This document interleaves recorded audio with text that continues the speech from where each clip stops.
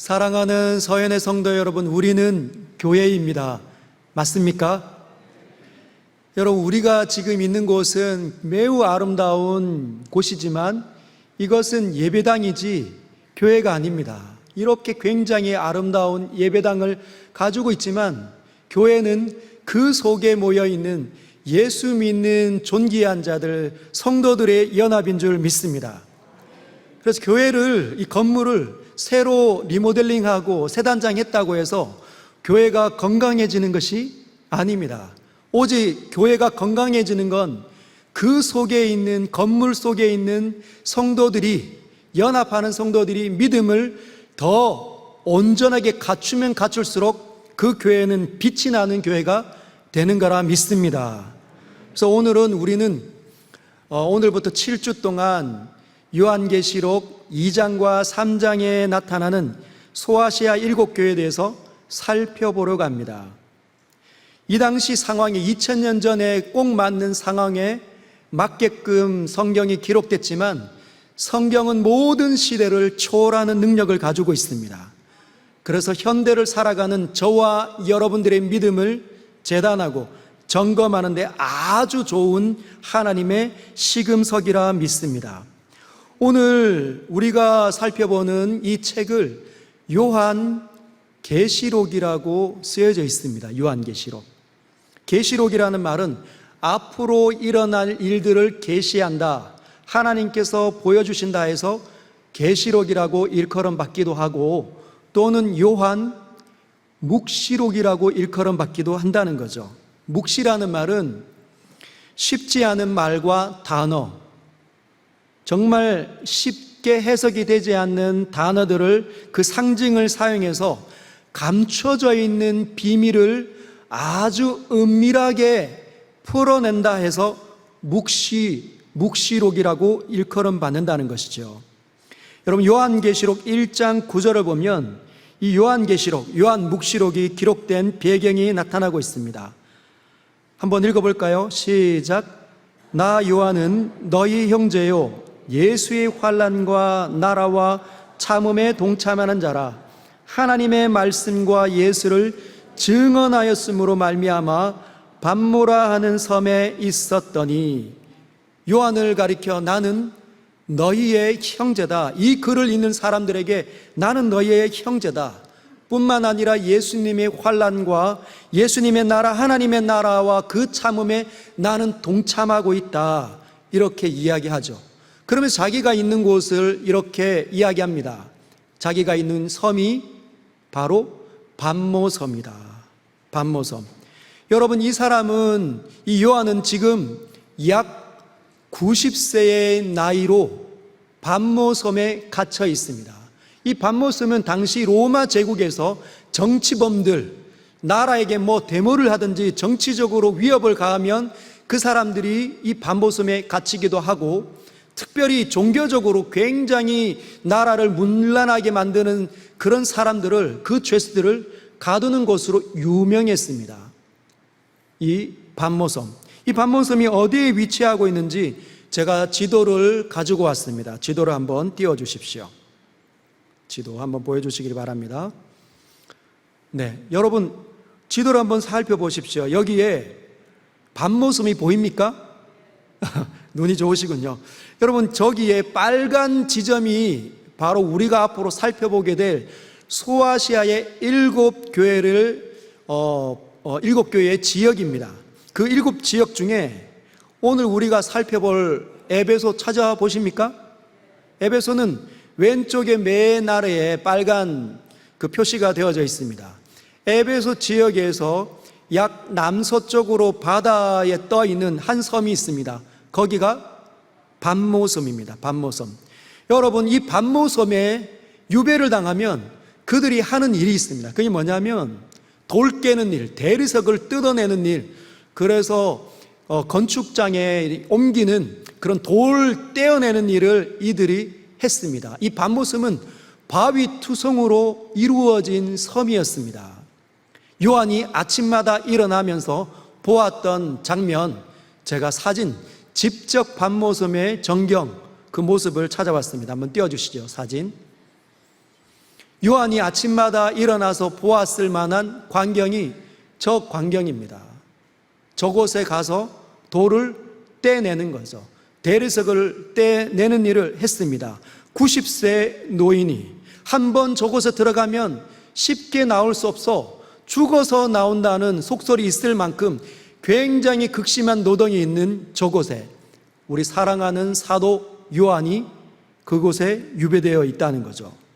저는 이 본문을 해석하면서 한 가지 떠오르는 의문이 생겼습니다. 이제 저를 보여주시죠. 여러분, 왜 하나님께서는 90세 된 유배를 당한 사도 요한을 다시 사용하실까? 사도 요한 말고 7개 교회뿐만 아니라 전역에, 로마 전역에 정말 하나님을 사랑하는 사람들이 많은데 왜 그들 중에 한 사람을 선택해서 요한계시록, 요한묵시록을 기록하게 하지 아니하시고 왜 90세 된 노인, 숟가락 하나 들기가 쉽지 않은, 자신의 몸 하나 가누기가 어려운 그 90세 된 노인이 된 그 요한을 사용하셨을까요? 묵상하다가 하나님께서 한 가지 힌트를 저에게 주셨습니다. 그게 뭐냐면 요한의 나이가 약 90세라는 거예요. 요한의 나이가 약 90세가 되었습니다. 힌트가 느껴지십니까? 여러분, 요한이 그가 사도로 부름받을 때의 나이가 약 30세입니다. 젊을 때 30세에서 지금 약 90세면 약 60년 동안 그가 사도직을 감당했다는 겁니다. 사도직을. 그런데 다른 사도들은 이미 없다는 거예요. 오직 그만 지금 살아 있고 다른 사도들은 이미 순교하고 이 땅에 남아 있지 않다는 겁니다. 오직 요한만 사도직분을 받아 여전히 살아 있다는 거죠. 즉 살아있는 전설과 같은 사람입니다. 예수님을 직접 만난 적이 있고 예수님의 사도로 부름받아 제자로서 예수님과 3년 따라다녔고 예수님의 십자가를 보았으며 부활하신 예수님을 만난 적이 있는 사람, 사도 요한이 유일했다는 거죠. 그래서 그 지역에 있는 수많은 교회들이 사도 요한을 마치 전설처럼, 위대한 성인처럼 바라봤을 겁니다. 근데 이 사람이 지금 반모섬에 갇혔습니다. 이 사람이 지금 원래 사역했던 지역은 우리가 살펴볼 에베소 교회. 마리아를 자신의 어머니처럼, 예수님의 명령을 따라 마리아를 자신의 어머니처럼 모시고 에베소로 가서 사역을 감당했던 그 사도 요한이 어떤 이유에서 지금 정치범 또는 흉악 종교범으로서 지금 반모섬에 갇혀 있다는 거죠. 왜 갇혔을까요? 오늘 읽었던 1장 9절은 이렇게 이야기합니다. 하나님의 말씀과 예수를 증언하였으므로 말미암아.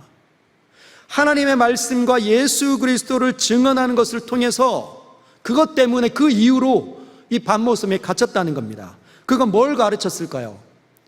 이 시기는 도미티안 황제가 황제 숭배를 명령했던 시기입니다. 이런 거였을 것 같습니다. 그가 지금 목양하는 교회와 주변에 있는 수많은 교회들을 순회하면서 이렇게 설교했겠죠. 여러분, 사람은 신이 될 수가 없습니다. 사람은 그냥 피조물에 불과합니다. 오직 우리의 경배를 받으실 만한 분은 한 분 하나님밖에 없습니다. 오직 그분을 예배하려고 드는 사람은 예수 그리스도를 통하여만 그분께 나아갈 수 있습니다. 여러분, 신이라 불리는 사람, 그 로마 황제 도미티안과 하나님의 사람 정면으로 충돌된 것이지요. 그런데 지금 잡혀 들어갔습니다. 이 모습이 주변 교회의 사람들의 눈에 어떻게 비춰졌을까요? 하나님께서 보낸 사람, 예수님을 직접 만난 그 유일한 사도, 남아있는 유일한 사도가 신이라 불리는 사람과 정면 충돌했는데 잡혀 들어갔다. 어떻게 여기에서 졌을까요? 하나님의 사람이 졌다, 이런 소리가 아마 각 교회들 가운데 생겨나기 시작했을 겁니다. 하나님의 사람이 졌다는 것은 그 사람을 보낸 하나님이 졌다는 것을 의미하는 거죠.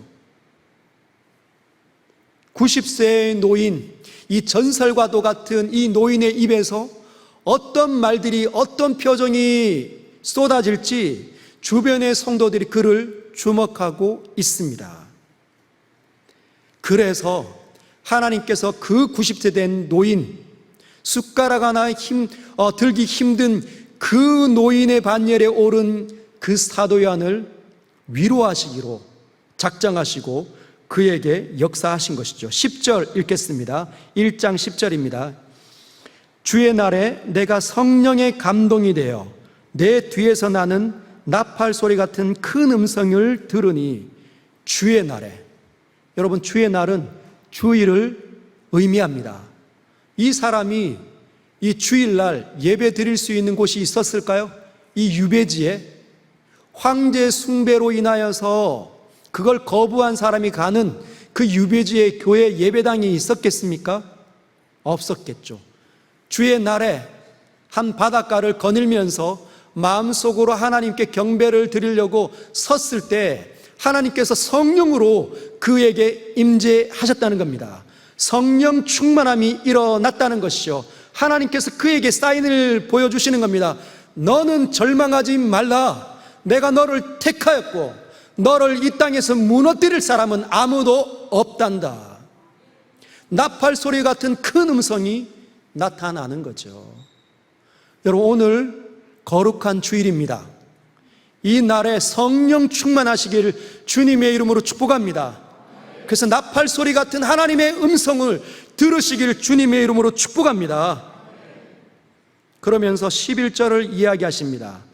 이르되 네가 보는 것을 두루마리에 써서 에베소, 서머나, 보가모, 두아디라, 사대, 빌라델피아, 라오디게아 등 7 교회에 보내라 하시기로, 사도 요한을 지켜보는 7 교회를 위로하시기로 결정하셨다는 거죠.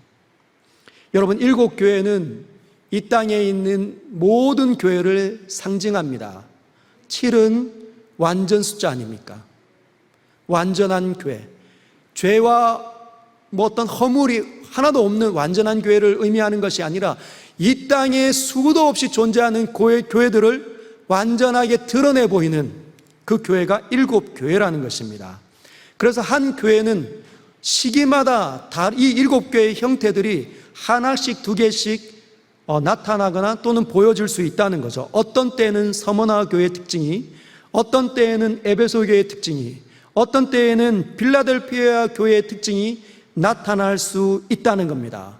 그래서 우리 서연교회는 이 말씀을 통해서 그동안 우리 교회 가운데 어떤 일들이 있었는지, 그리고 지금 어떤 일들이 일어나고 있는지, 그리고 앞으로 우리가 어떤 일들을 겪게 될지 말씀을 통해서 살펴보려고 합니다. 이제 본격적으로 2장 1절로 들어가 보도록 하겠습니다. 같이 읽겠습니다. 시작. 에베소 교회의 사자들에게 편지하라. 오른손에 있는 7 별을 붙잡고 7 금촛대 사이를 거니시는 이가 이르시되, 에베소 교회의 사자에게 편지하라. 지금 예수님께서는 에베소 교회에게 편지하라가 아니라 에베소 교회의 사자에게 편지하라.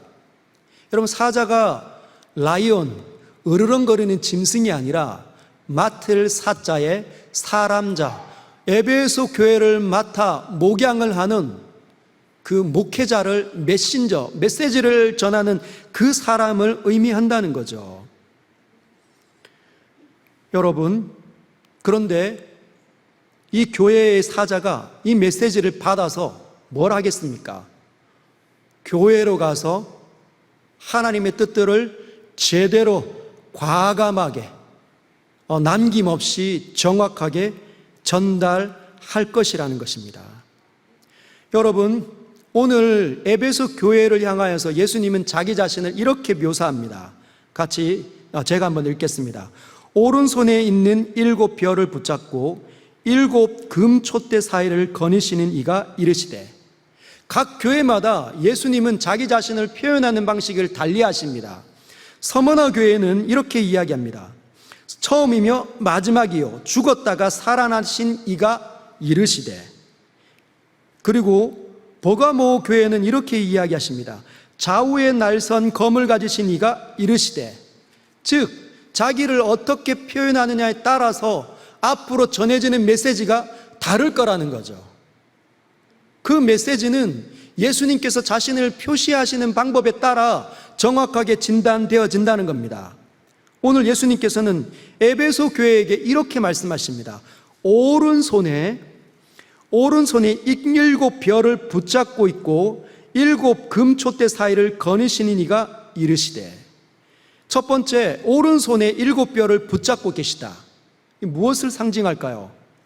여러분, 7 별은 지금 2장 1절이지만 2장 1절 앞절을 보면 1장 20절이 있습니다. 한 절 바로 위에 1장 20절에 보면 이렇게 되어져 있습니다. 7 별은 7 교회의 사자요 7 촛대는 7 교회니라. 즉 하나님께서, 예수님께서 오른손에 쥐고 있는 7 별은 소아시아 7 교회의 사자, 즉 목회자들이었다는 겁니다.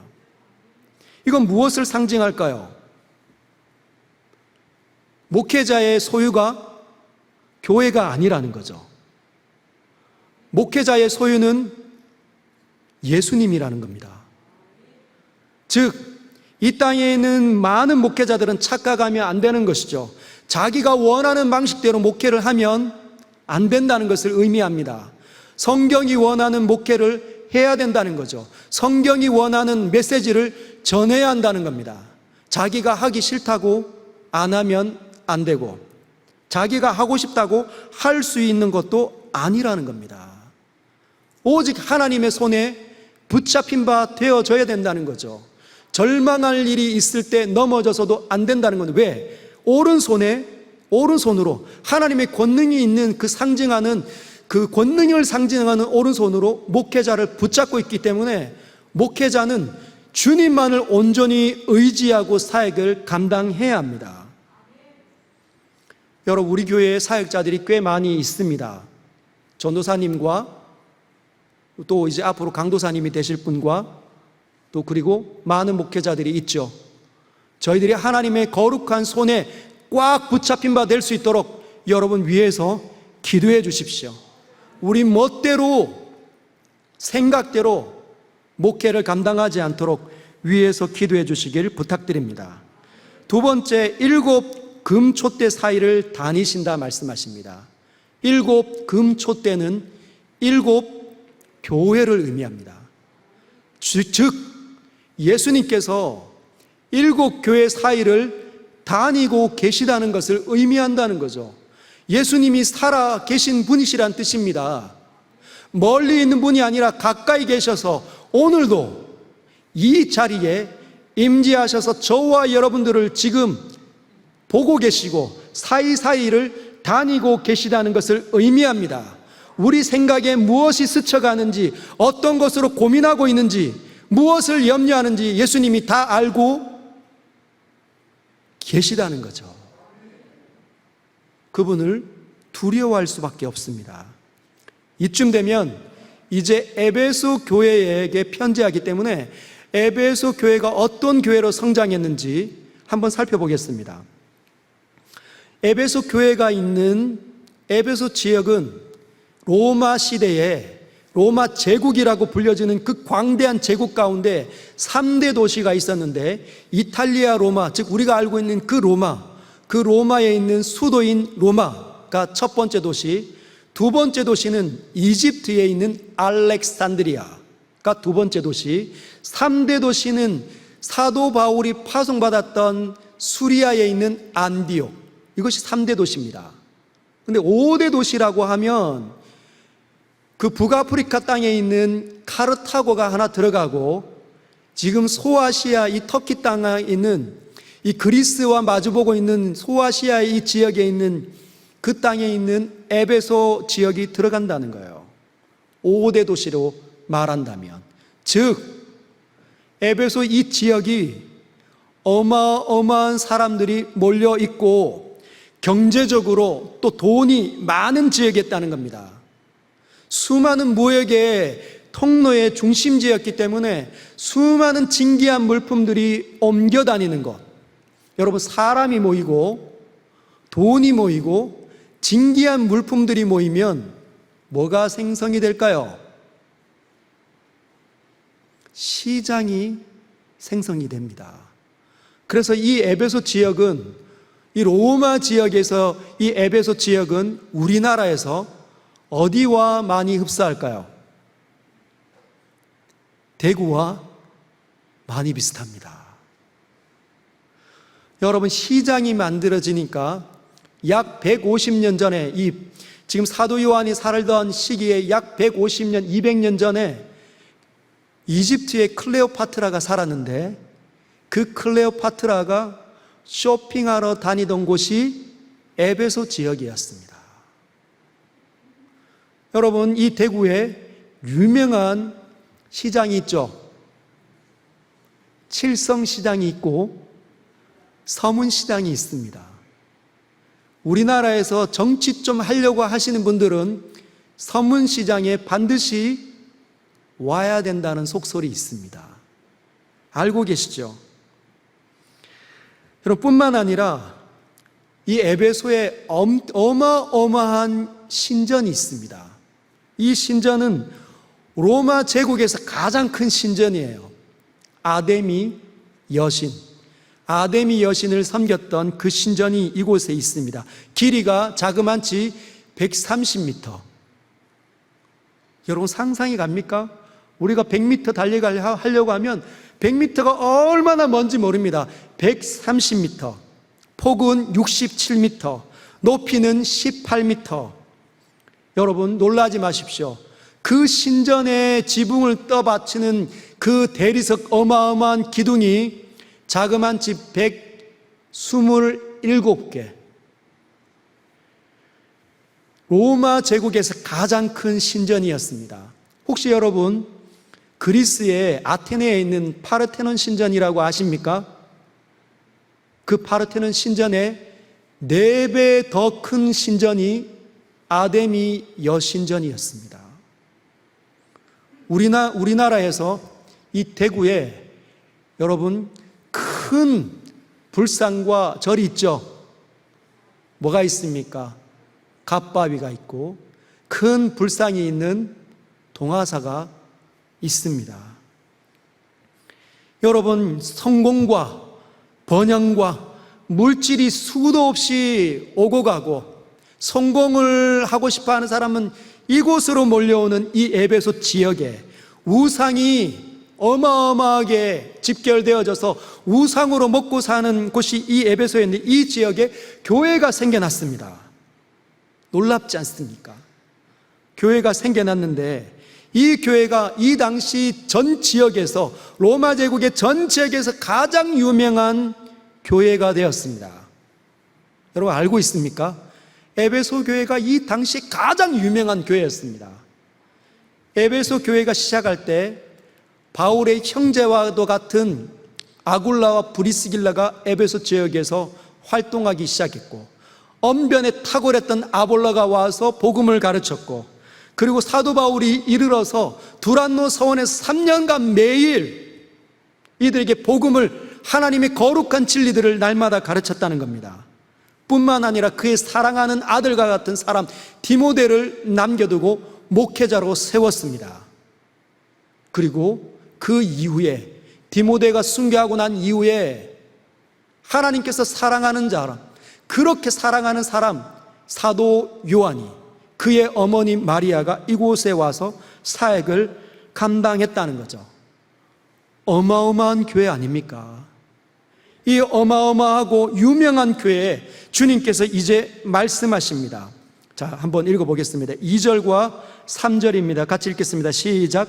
내가 내 행위와 수고와 내 인내를 알고 또 악한 자들을 용납하지 아니한 것과 자칭 사도라 하되 아닌 자들을 시험하여 그의 거짓된 것을 네가 드러낸 것과 또 네가 참고 내 이름을 위하여 견디고 게으르지 아니한 것을 아노라.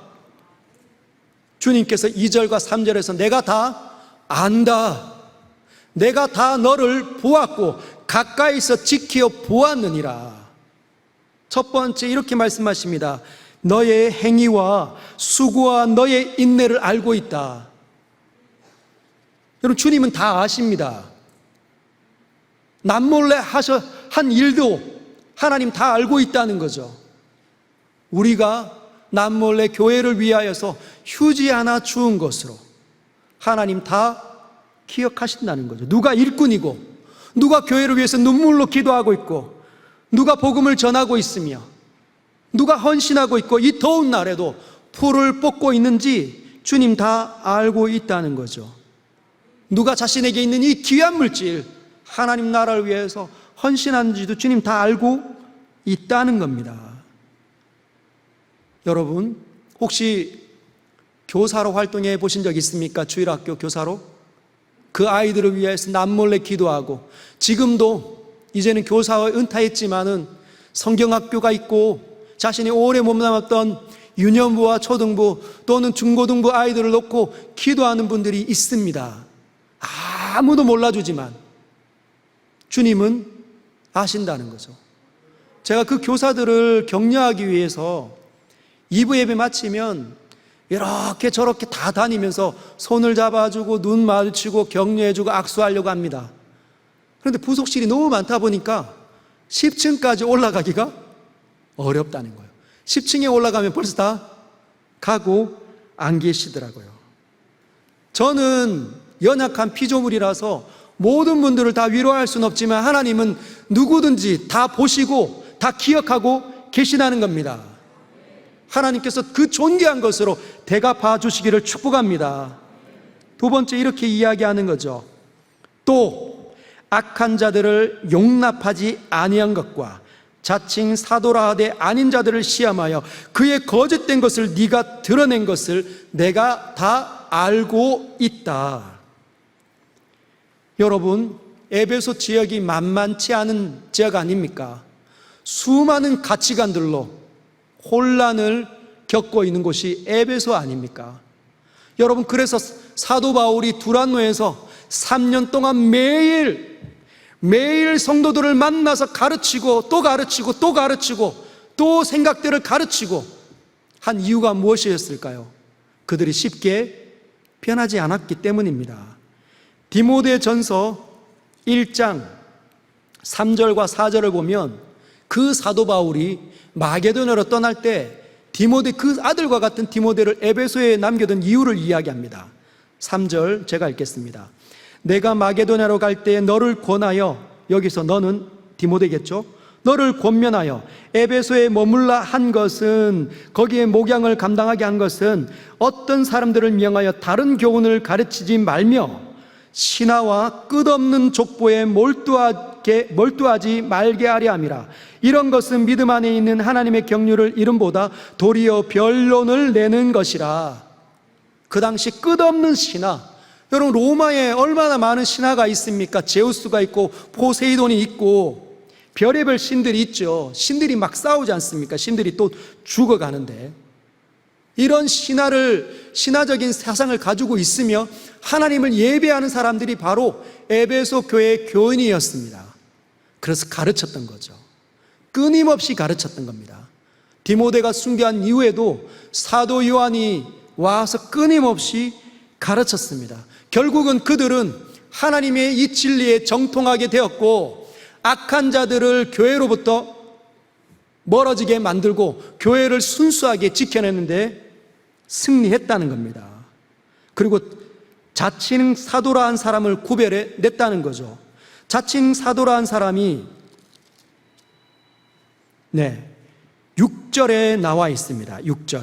오직 내게 이것이 있으니 네가 니골라당의 행위를 미워하는도다. 나도 이것을 미워하는도다.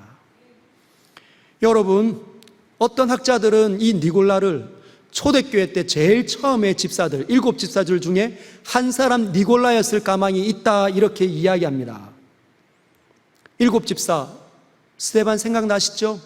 스데반과 함께 니골라가 집사로 뽑혔는데 이 사람이 타락해서 당을 이렇게 무리짓기 시작하고 거짓 선지자로 드러난 것이다. 학자들은 이렇게 이야기하지만 생각외로 신빙성은 떨어집니다. 왜 그럴까요? 지금 요한의 나이가 약 90세, 약 30세 가까이 됐던 그 시절에 니골라가 집사로 뽑혔다는 거예요. 그러면 그 당시에 니골라가 집사로 뽑혔을 때는 교회의 어른 수준 정도로 이른 거죠.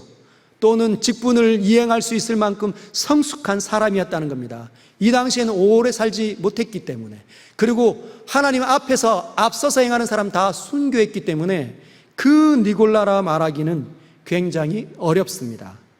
동일한 이름을 가진 다른 사람, 니골라였을 가망이 많습니다. 이 니골라 당의 이 진리는 이런 겁니다. 이들이 말했던 핵심 진리는 이것입니다. 하나님께서, 예수님께서 십자가에서 죽으시고 우리는 천국에 가니까 영원히 구원을 받는다. 그래서 육신은 필요가 없다. 그래서 육신은 늘 악하니까 죄를 짓기 마련이다. 그래서 육신이 죄를 지어도 괜찮다. 여러분 어떻게 생각합니까? 하나님 믿으니 우리의 영혼이 예수님 믿고 호흡이 끝나는 순간 영혼이 하나님께로 들어가니 육신은 여전히 죄를 지어도 될까요? 여러분, 마귀는 우리 인간의 경향성을 너무너무 잘 압니다. 하나님 말씀대로 사는 것이 너무너무 불편하고 힘들다는 거, 우리가 그렇게 느낀다는 것을 마귀가 간파하고 있다는 거죠. 그래서 믿고 구원만 받으면 된다, 그냥 멋대로 살아도 된다, 좀 죄악을 지어도 된다, 매우 쉽고 합리적인 부분을 이야기한다는 거죠. 여러분, 하나님 말씀대로 살아야 됩니다. 우리는 하나님의 말씀대로 살아야 되는 존재입니다. 우리는 죄악을 먹고 마시면 안 되는 존재로 부름을 받았습니다. 회개했다는 것이 그 증표 아닙니까? 죄악을 여전히 먹고 마시고 남을 미워하는 자리에 우리 자신을 두면 안 된다는 거 꼭 기억하십시오. 이 니골라 당의 이 형태가 시대를 바꾸어서 다른 형태로 교회를 흔들려고 애를 썼습니다. 초대교회 때는 니골라 당, 중세 때는 다른 형태로 성도들을 유혹했죠. 면죄부. 성도들이 하나님 말씀을 따라 사는 것, 서로 사랑하는 것, 원수를 미워하지 않고 용서하고 받아들이는 것, 얼마나 어렵습니까? 그러니 헌금만 하면 당신의 이름이 천국에 올라갑니다. 그 면죄부를 준 것이지요. 하나님 말씀대로 살기를 거부하고 쉬운 길을 택하도록 마귀가 유혹했다는 겁니다. 십자군 전쟁도 그와 같은 겁니다. 예루살렘 이 성지가 이슬람에게 넘어갔으니까 이 예루살렘을 탈환하자, 군대로 모여라. 근데 이 전쟁에서 싸우다가 죽으면 천국 갑니다. 많은 교회가 그렇게 진리를 외쳤다는 겁니다. 여러분, 그렇게 해서 천국 가게 됩니까? 오직 예수 그리스도를 믿지 않으면 하나님 나라를 선물로 받을 수가 없습니다. 메시지를 흐리면 안 된다는 거죠. 현대에는 어떻게 달라졌을까요? 현대에는 수많은 이단들이 그렇게 이야기합니다. 최근에 어떤 정치인이 종교를 만들었죠. 1억 헌금하면 천국 복락을 받을 수 있다. 성경 가지고 장난질을 하는 그 사람을 본 적이 있습니다. 수많은 이단들이 한국 교회 안으로 뚫고 들어오려고 합니다. 우리는 막아야 된다는 거죠. 뿐만 아니라 그 한국 교회, 거룩하고도 경건한 교회인데도 불구하고 그 비슷한 교리를 말하는 교회도 있다는 거예요. 성도들 여러분, 기도하면 복 받습니다. 여러분, 기도하는데 헌금까지 하면 더 복을 받습니다. 11조 안 하면 지옥 갑니다. 여러분 11조 안 하면 지옥 가나요? 심각해진 한국교회 상황 우리는 마주하고 있다는 거죠. 여러분, 우리는 이 수많은 거짓된 진리들로부터 교회를 지켜낼 필요가 있습니다. 우리는 많이 배워야 되고 많이 알아야 됩니다. 주의 종을 어떻게 내보냅니까? 니골라가 주의 종이라고 말했던 시기가 있었겠죠. 마치 다윗이 사울을 함부로, 하나님께서 기름 부은 종 사울을 함부로 하지 않았던 그 성경의 자기를 적용하면서 순수하게 주의 종을 내몰 수 없습니다. 그러나 여러분, 마태복음 7장 15절에는 예수님께서 이렇게 말씀도 하셨습니다. 거짓 선지자를 삼가라. 양의 옷을 입고 너희에게 나오나 속에는 노략질하는 일이라. 여러분, 예수님께서는 교회를 거짓 선지자로부터 분리하도록 명령하고 있다는 것도 꼭 기억하십시오. 에베소 교회는 칭찬을 받았습니다. 네가 수고했다. 나도 니골라당의 이 행위를 미워하는도다. 이렇게 말씀하셨다는 것이죠. 그런데 모든 것을 보시는 그 예수님께서 에베소 교회를 칭찬하고 난 다음에 그 즉시 충격적인 말씀을 그들에게 선언하십니다. 우리 4절 함께 읽겠습니다. 시작. 그러나 너를 책망할 것이 있나니 너의 처음 사랑을 버렸느니라. 첫사랑을 버렸다 말씀하신다는 거예요. 여러분, 첫사랑 경험해 보신 적 있습니까? 첫사랑을 한번 떠올려 보십시오. 첫사랑과 비록 결혼하지 못했다 할지라도 첫사랑을 경험하면 그 상대방을 어떻게 연모합니까? 생각만 해도 가슴이 두근두근 거리잖아요. 그리고 내 친구와 함께 그 첫사랑에 대해서 밤이 맞도록 이야기하지 않습니까? 너무너무 행복하고 너무너무 좋아서. 그것이 첫사랑의 감정입니다. 즉, 우리가 예수님을 만날 때 그런 감정이 일어났다는 것을 주님 말씀하신다는 거죠. 너는 나를 만났을 때 마치 첫사랑을 경험하는 것처럼 나를 사랑하였도다. 나를 보고 싶었고 내게 감격스러워했으며 나를 찬양하기를 기뻐하였도다. 여러분, 우리가 한번 떠올려 보십시오. 하나님께로 더 가까이 나아갑니다. 나 주님의 기쁨 되기 원합니다라는 그 수많은 찬양을 불러가며 감동이 뛸 때, 하나님의 사랑으로 감동될 때, 성령이 충만하게 임할 때 눈물이 흐르고 말로 닿을 수 없는 그 사랑의 감정에 휩싸이지 않았습니까? 그런데 에베소 교회는 변했다. 너는 변했다. 예수님께서 실제로 그들의 마음을 들여다보시는데 하나도 느껴지지 않는다는 겁니다. 그들의 사랑이 느껴지지 않는다는 것이죠. 그들의 이 거룩한 마음이 느껴지지 않는다 말하고 있다는 겁니다. 사랑하는 성도 여러분, 이 성도가 하나님을 사랑하는 법을 잃어버렸다면 그건 그 성도에게 수치가 일어났다는 것을 의미합니다. 성도는 하나님을 사랑할 때 가장 존귀해지는 자들입니다. 하나님을 즐거워할 때 가장 빛이 나는 존재가 바로 성도 아닙니까? 성도는 하나님의 이름으로 일컬음 받는 자들입니다. 그런데 그 성도가 하나님을 기뻐하지도 않는 채 예배를 드리고 감격도 없이 찬송을 부른다면, 하나님께 자신 안에 있는 가장 존귀한 것, 가장 귀한 감정으로 주님을 영화롭게 하지 못한다면 어떤 일이 일어난 것일까요? 이 땅에서 하나님께서 보고 싶어 하지 않는 그 구원받기 이전의 상태로 돌아간 것 아닙니까? 여러분, 예수님께서는 우리를 구원하시기 위해서 모든 것을 주셨습니다. 모든 시간들을 참아내셨고 모든 시간들을 기다리셨고, 그리고 십자가에 있는 사랑을 우리에게 쏟아 부어 주셨다는 것이지요. 그래서 우리는 매 순간순간마다 하나님 사랑하는 일을 중단해서는 안 됩니다. 하나님을 더 만나고 싶고 하나님을 더 즐거이 찾아야 하며 하나님을 더 즐거이 노래할 수 있어야 된다는 거죠. 영생을 누리며 주 안에 살리라. 오늘도 내일도 주 안에 살리라. 그 고백이 성도의 삶에 끊임없이 나타나기를 주님의 이름으로 축복합니다. 그런데 과연 이것 없이, 이러한 삶이 없이 하나님 앞에 설 수가 있겠습니까? 성도가, 주의 사랑을 경험한 사람들이 하나님을 이렇게 사랑하지 않는 채 하나님 앞에 설 수가 있겠습니까? 여러분, 에베소 교회는 왜 이렇게 변질되었을까요? 왜 변하게 되었을까요? 왜 그렇게 냉랭하게 되었을까요? 학자들은 이렇게 이야기합니다.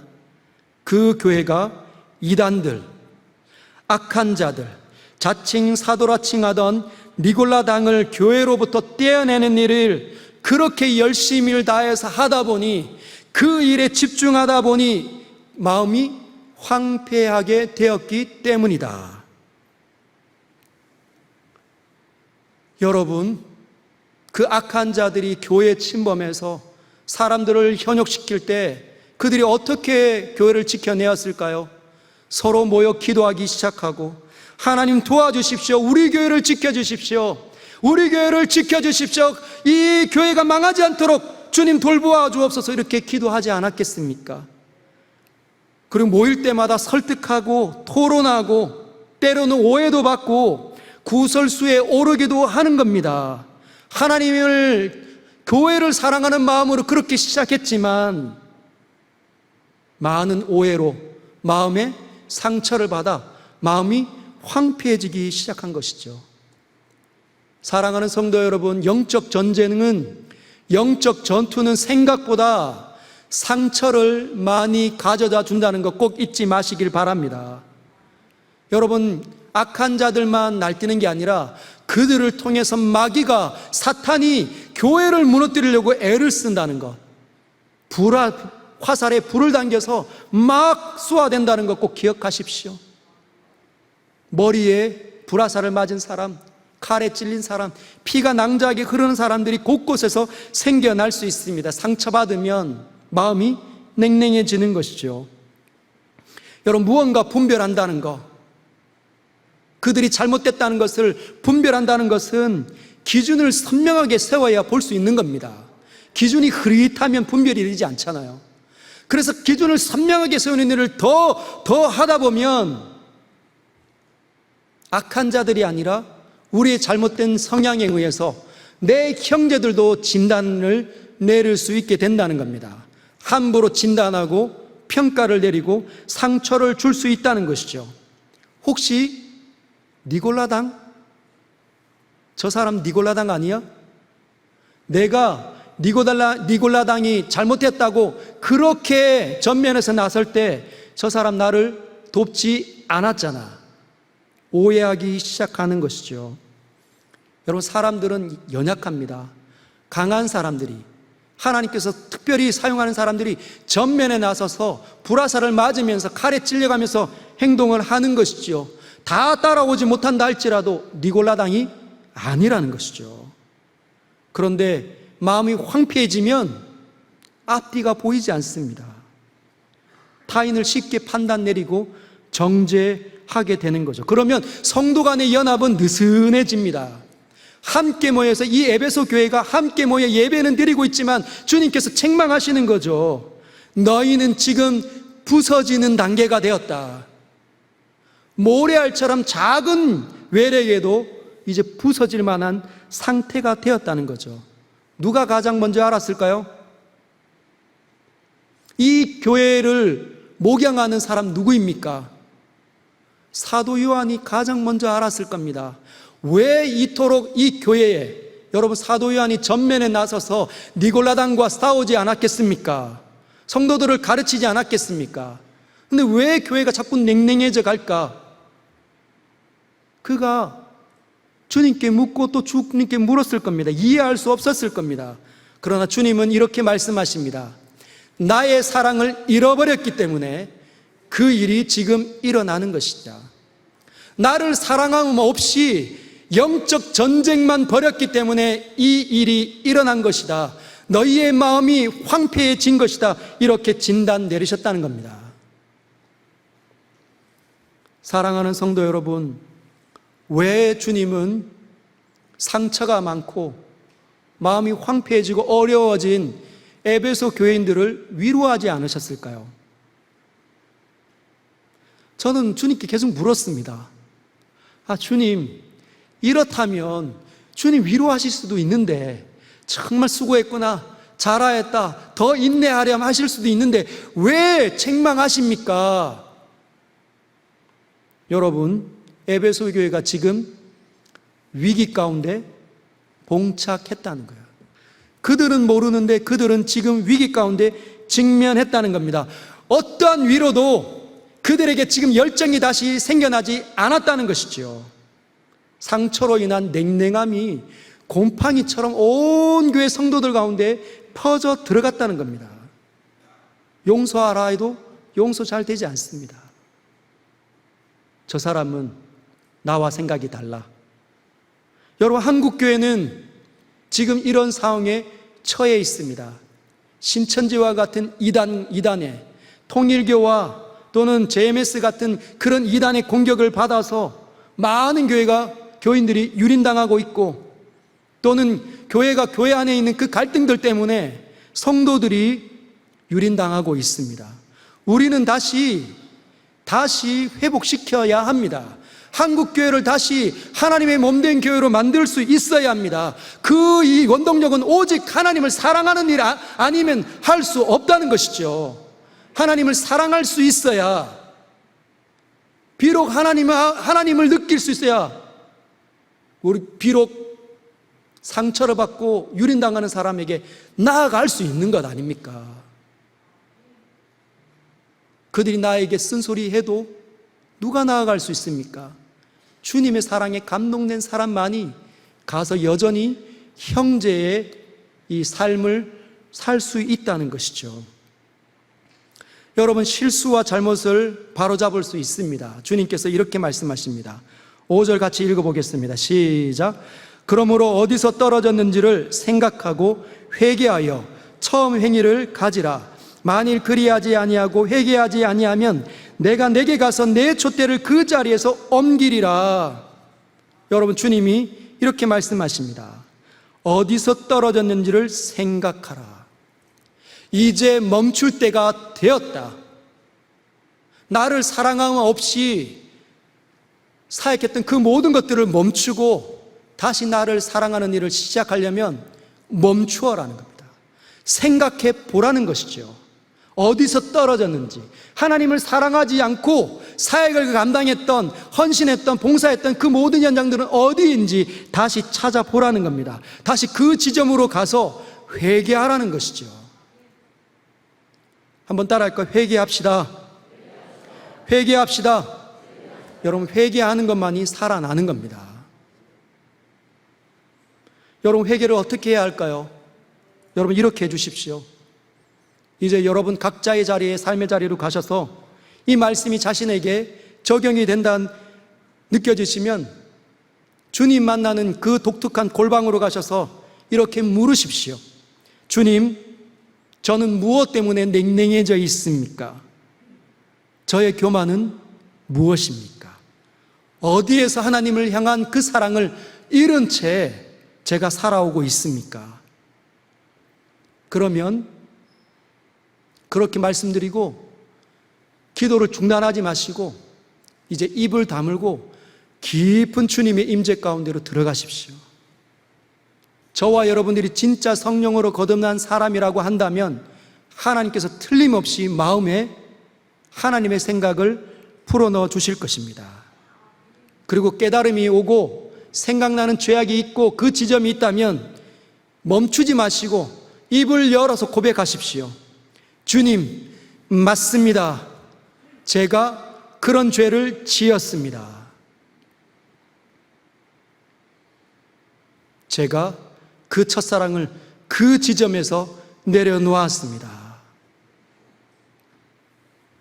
여러분, 그리고 난 다음에 죄악을 들고 예수님이 십자가 보혈로 들어가서 다시 정결하는 것을 행하시기를 바랍니다. 심령이 가난한 자는 복이 있나니 천국이 그들의 것임이라.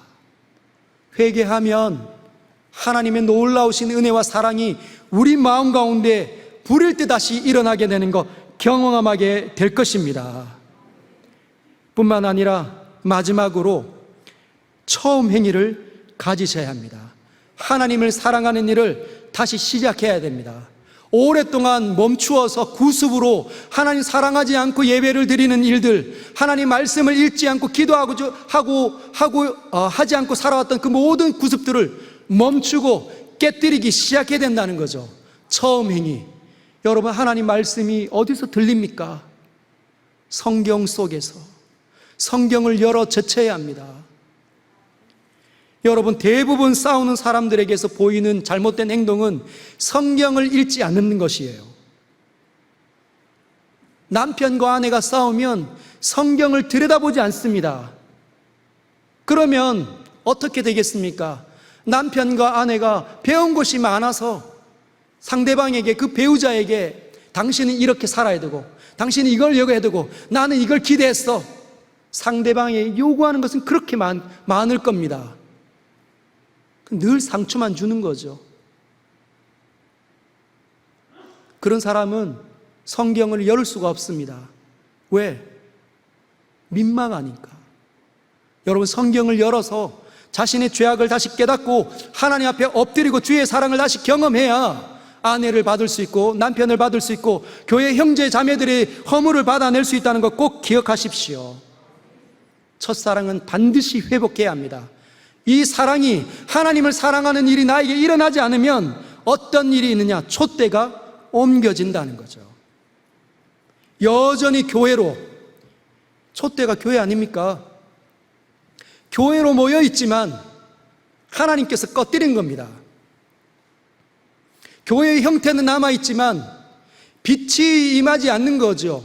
하나님의 말씀을 따라 사는 사람이 전무하니까 하나님의 영광을 드러내지 못하니 하나님의 일들을 감당할 수 없게 되는 겁니다. 더 이상.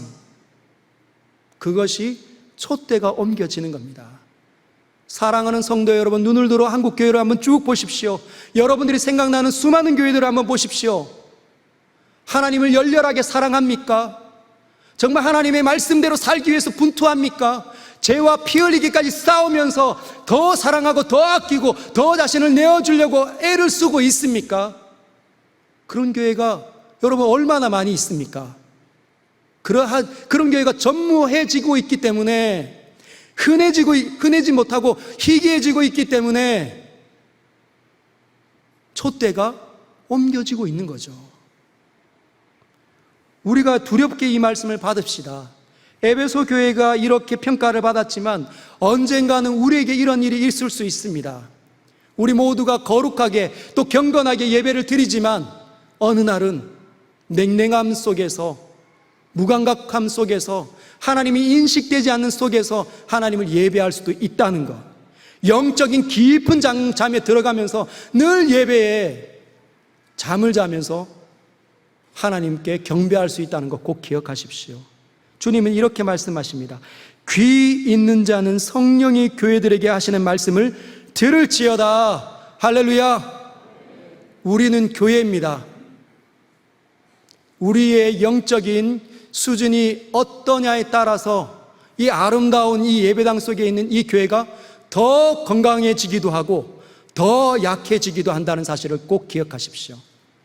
하나님 말씀 안으로 더 깊이 들어가서 주님과의 깊고 놀라운 사귐을 충만하게 누리는 저와 여러분들이 되어서 한국교회에 하나님 앞에 쓰임받는 교회로 나타나시기를 주님의 이름으로 축복합니다.